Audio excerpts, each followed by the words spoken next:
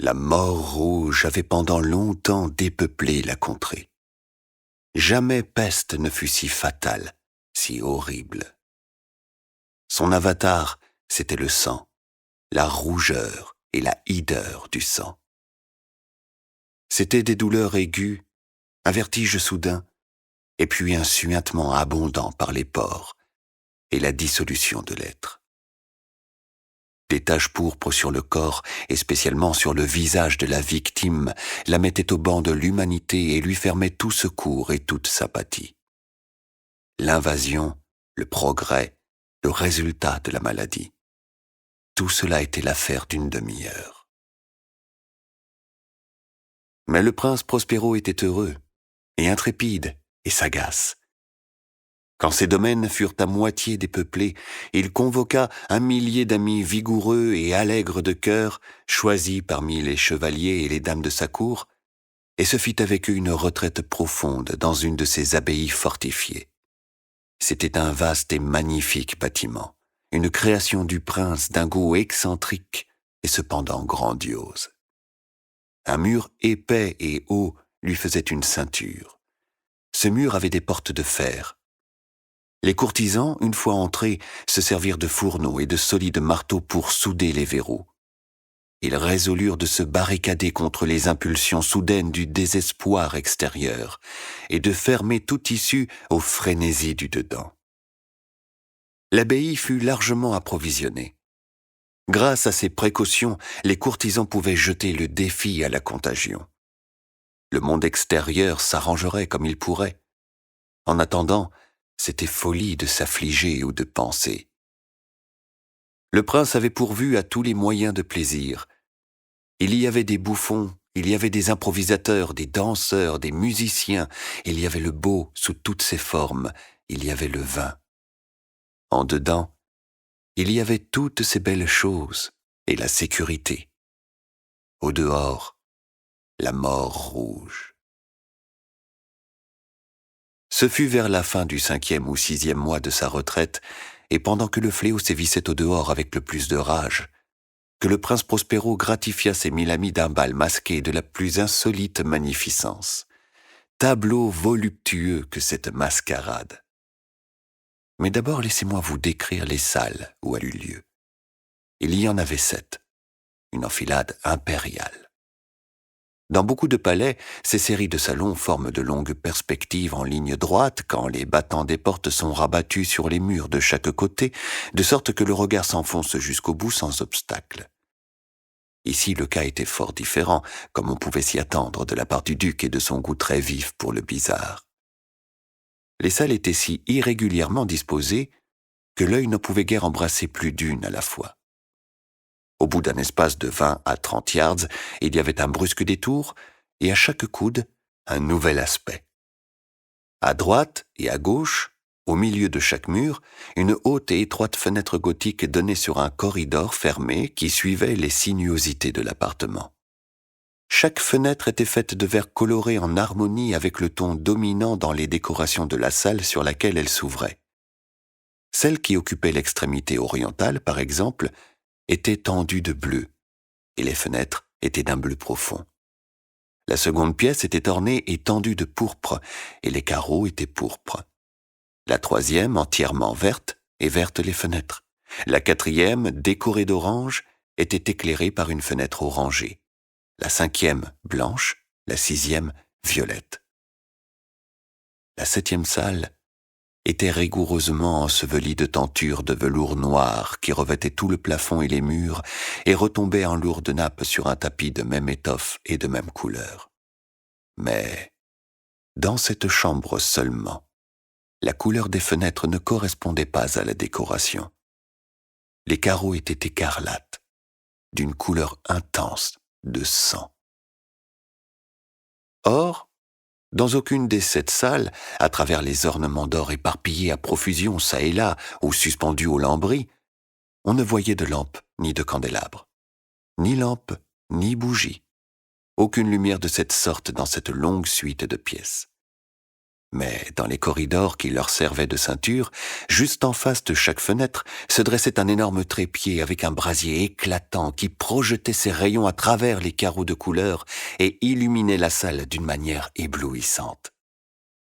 Ainsi se produisait une multitude d'aspects chatoyants et fantastiques. Mais dans la chambre de l'Ouest, la chambre noire, la lumière du brasier qui ruisselait sur les tentures noires à travers les carreaux sanglants était épouvantablement sinistre et donnait aux physionomies des imprudents qui y entraient un aspect tellement étrange que bien peu de danseurs se sentaient le courage de mettre les pieds dans son enceinte magique. C'était aussi dans cette salle que s'élevait, contre le mur de l'Ouest, une gigantesque horloge d'ébène. Son pendule se balançait avec un tic-tac sourd, lourd, monotone, et quand l'aiguille des minutes avait fait le circuit du cadran et que l'heure allait sonner, il s'élevait des poumons d'airain de la machine un son clair, éclatant, profond et excessivement musical, mais d'une note si particulière et d'une énergie telle que d'heure en heure les musiciens de l'orchestre étaient contraints d'interrompre un instant leurs accords pour écouter la musique de l'heure. Les valseurs alors cessaient forcément leurs évolutions.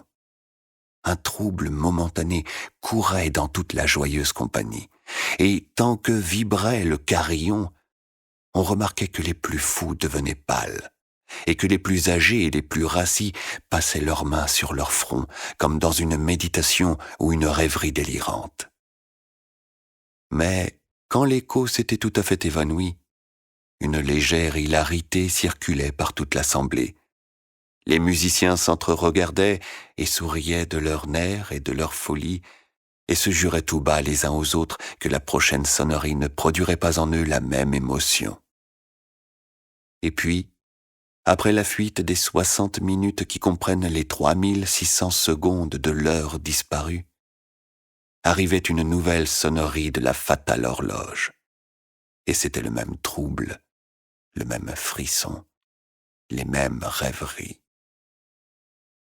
Mais, en dépit de tout cela, c'était une joyeuse et magnifique orgie. Le goût du duc était tout particulier. Il avait un œil sûr à l'endroit des couleurs et des effets. Il méprisait le décorum de la mode. Ses plans étaient téméraires et sauvages, et ses conceptions brillaient d'une splendeur barbare. Il y a des gens qui l'auraient jugé fou. Ses courtisans sentaient bien qu'il ne l'était pas. Mais il fallait l'entendre, le voir, le toucher, pour être sûr qu'il ne l'était pas. Il avait, à l'occasion de cette grande fête, présidé en grande partie à la décoration mobilière des 7 salons, et c'était son goût personnel qui avait commandé le style des travestissements. À coup sûr, c'étaient des conceptions grotesques, c'était éblouissant, étincelant, il y avait du piquant et du fantastique. Beaucoup de ce qu'on a vu depuis dans Hernani. Il y avait des figures vraiment arabesques, absurdement équipées, incongrument bâties, des fantaisies monstrueuses comme la folie. Il y avait du beau, du licencieux, du bizarre en quantité, tant soit peu de terrible, et du dégoûtant à foison. Bref, c'était comme une multitude de rêves qui se pavanaient çà et là dans les 7 salons. Et ces rêves se contorsionnaient en tous sens, prenant la couleur des chambres, et l'on eût dit qu'ils exécutaient la musique avec leurs pieds et que les airs étranges de l'orchestre étaient l'écho de leurs pas. Et de temps en temps, on entend sonner l'horloge d'ébène de la salle de velours. Et alors, pour un moment, tout s'arrête, tout se tait, excepté la voix de l'horloge. Les rêves sont glacés, paralysés dans leur posture. Mais les échos de la sonnerie s'évanouissent. Ils n'ont duré qu'un instant. Et à peine ont-ils fui qu'une hilarité légère et mal contenue circule partout. Et la musique s'enfle de nouveau, et les rêves revivent, et ils se tordent çà et là plus joyeusement que jamais, reflétant la couleur des fenêtres à travers lesquelles ruisselle le rayonnement des trépieds. Mais dans la chambre qui est là-bas, tout à l'ouest, aucun masque n'ose maintenant s'aventurer, car la nuit avance, et une lumière plus rouge afflue à travers les carreaux couleur de sang, et la noirceur des draperies funèbres est effrayante. Et à l'étourdi qui met le pied sur le tapis funèbre, l'horloge d'ébène envoie un carillon plus lourd, plus solennellement énergique que celui qui frappe les oreilles des masques tourbillonnant dans l'insouciance lointaine des autres salles. Quant à ces pièces-là, elles fourmillaient de monde, et le cœur de la vie y battait fiévreusement. Et la fête tourbillonnait toujours, lorsque s'éleva enfin le son de minuit de l'horloge. Alors, comme je l'ai dit, la musique s'arrêta. Le tournoiement des valseurs fut suspendu. Il se fit partout, comme naguère, une anxieuse immobilité. Mais le timbre de l'horloge avait cette fois 12 coups à sonner. Aussi, il se peut bien que plus de pensées se soient glissées dans les méditations de ceux qui pensaient parmi cette foule festoyante. Et ce fut peut-être aussi pour cela que plusieurs personnes parmi cette foule, avant que les derniers échos du dernier coup fussent noyés dans le silence, avaient eu le temps de s'apercevoir de la présence d'un masque qui jusque-là n'avait aucunement attiré l'attention. Et la nouvelle de cette intrusion s'étant répandue en un chuchotement à la ronde, il s'éleva de toute l'assemblée un bourdonnement, un murmure significatif d'étonnement et de désapprobation, puis finalement de terreur, d'horreur et de dégoût. Dans une réunion de fantômes telle que je l'ai décrite, il fallait sans doute une apparition bien extraordinaire pour causer une telle sensation. La licence carnavalesque de cette nuit était, il est vrai, à peu près illimitée.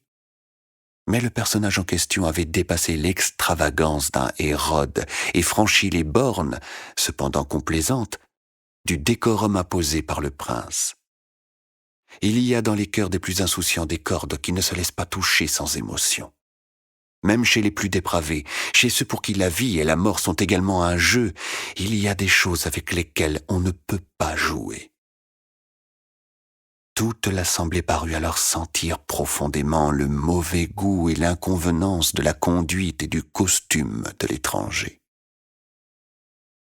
Le personnage était grand et décharné, et enveloppé d'un suaire de la tête aux pieds. Le masque qui cachait le visage représentait si bien la physionomie d'un cadavre raidi que l'analyse la plus minutieuse aurait difficilement découvert l'artifice. Et cependant, tous ces fous joyeux auraient peut-être supporté, sinon approuvé cette laide plaisanterie. Mais le masque avait été jusqu'à adopter le type de la mort rouge. Son vêtement était barbouillé de sang, et son large front, ainsi que tous les traits de sa face, étaient aspergés de l'épouvantable écarlate. Quand les yeux du prince Prospero tombèrent sur cette figure de spectre, qui d'un mouvement lent, solennel, emphatique comme pour mieux soutenir son rôle, se promenait çà et là à travers les danseurs, on le vit d'abord convulsé par un violent frisson de terreur ou de dégoût. Mais une seconde après, son front s'empourpra de rage. « Qui ose » demanda-t-il d'une voix enrouée aux courtisans debout près de lui. « Qui ose nous insulter par cette ironie blasphématoire ? Emparez-vous de lui et démasquez-le, que nous sachions qui nous aurons à pendre au créneau au lever du soleil. » C'était dans la chambre de l'Est, ou chambre bleue, que se trouvait le prince Prospero quand il prononça ces paroles. Elles retentirent fortement et clairement à travers les 7 salons, car le prince était un homme impétueux et robuste, et la musique s'était tue à un signe de sa main. C'était dans la chambre bleue que se tenait le prince, avec un groupe de pâles courtisans à ses côtés. D'abord, pendant qu'il parlait, il y eut parmi le groupe un léger mouvement en avant dans la direction de l'intrus, qui fut un instant presque à leur portée, et qui maintenant, d'un pas délibéré et majestueux, se rapprochait de plus en plus du prince. Mais par suite d'une certaine terreur indéfinissable que l'audace insensée du masque avait inspirée à toute la société, il ne se trouva personne pour lui mettre la main dessus. Si bien que ne trouvant aucun obstacle, il passa à 2 pas de la personne du prince. Et, pendant que l'immense assemblée, comme obéissant à un seul mouvement, reculait du centre de la salle vers les murs, il continua sa route sans interruption, de ce même pas solennel et mesuré qu'il avait tout d'abord caractérisé, de la chambre bleue à la chambre pourpre, de la chambre pourpre à la chambre verte, de la verte à l'orange, de celle-ci à la blanche et de celle-là à la violette, avant qu'on eût fait un mouvement décisif pour l'arrêter. Ce fut alors, toutefois, que le prince Prospero, exaspéré par la rage et la honte de sa lâcheté d'une minute, s'élança précipitamment à travers les 6 chambres où nul ne le suivit, car une terreur mortelle s'était emparée de tout le monde.